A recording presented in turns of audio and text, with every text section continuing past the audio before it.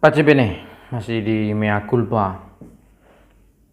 Kali ini saya buat video dengan melihat diri sendiri, bukan ke sini, tapi ke sini. Saya beri judul video ini, Merusak Kekristenan dari Dalam. Ada banyak praktek-praktek kekristenan yang melenceng.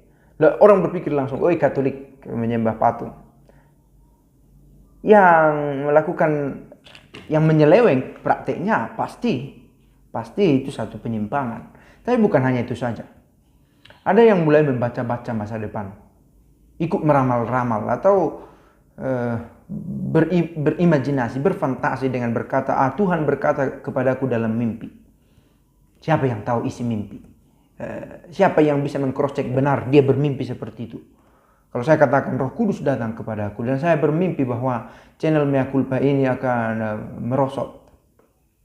Siapa yang bisa memverifikasi? Ada orang lain yang mengatakan benar. Saya melihat si pemilik Mea Culpa itu bermimpi dan di mimpinya ada Roh Kudus datang. Nobody. Tak ada. Maka ini jualan yang laris tetapi berbahaya. Untuk meyakinkan banyak orang dan itu sudah terjadi. Akan terjadi kiamat pada tanggal sekian dan sekian. Dan ada orang yang percaya. Hebat, justru hebat itu saya pikir dia bisa percaya pada perkataan orang yang seperti itu. Saya tidak mengatakan bahwa Roh Kudus tidak benar-benar datang, tetapi saya ragu bagaimana cara datangnya itu seperti dituturkan oleh banyak orang. Yesus dulu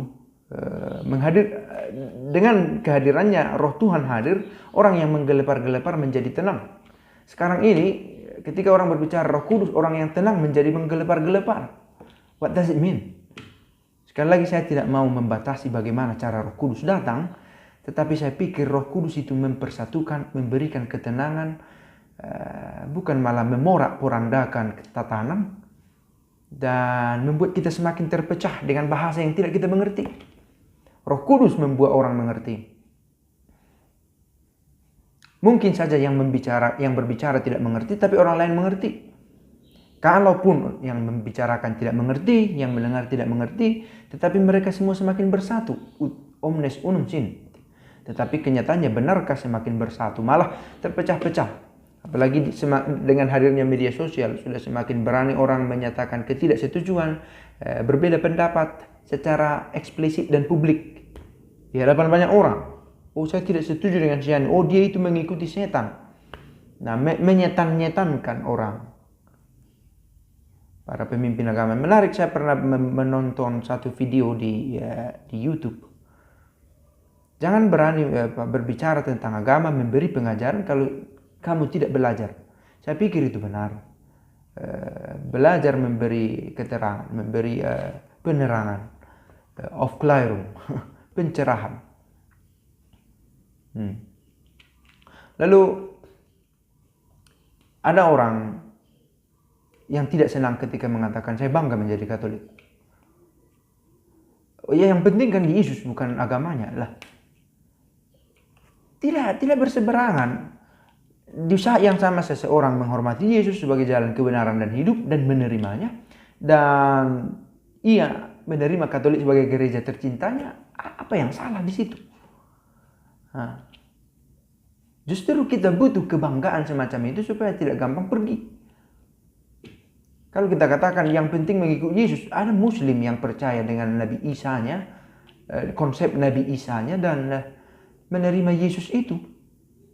Tetapi mereka bukan Kristen. Nah, kita juga butuh karena gereja kita masih berziarah di dunia. Dokumen Konsili Vatikan kedua Gaudium et Spes mengatakan begitu. Kita masih di dunia, realistis.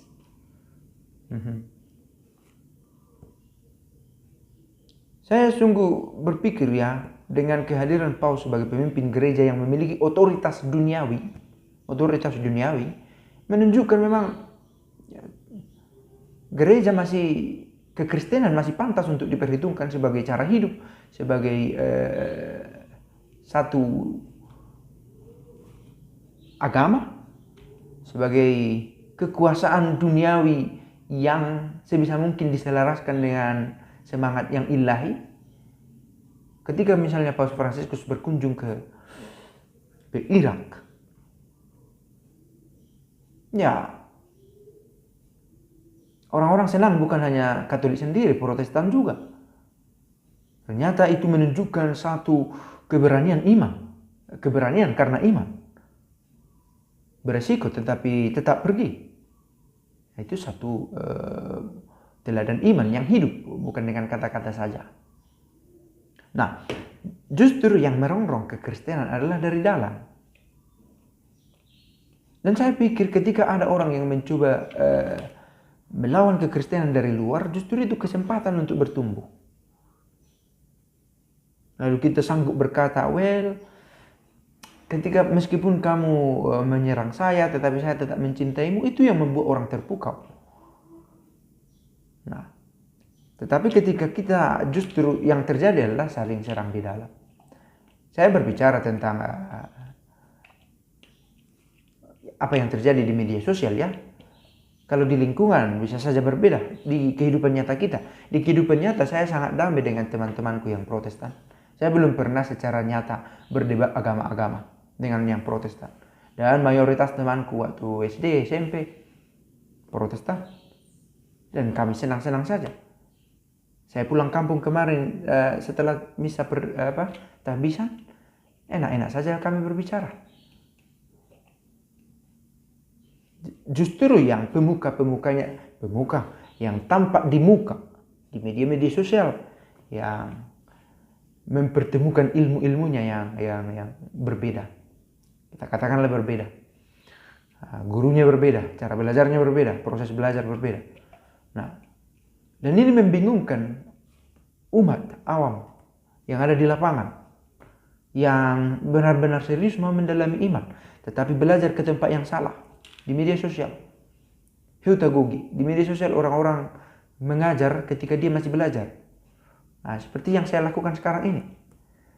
Nah, saya berusaha supaya sumbernya jelas. Dari dokumen-dokumen, dari kitab suci. Itu pun masih beresiko salah. Nah, apalagi orang yang benar-benar tidak berusaha mengambil referensi yang jelas. Nah, sangat riskan. Merusak kekristenan dari dalam itu sedang terjadi, dilakukan oleh beberapa orang. Barangkali dia sadari, barangkali juga dia tidak sadari.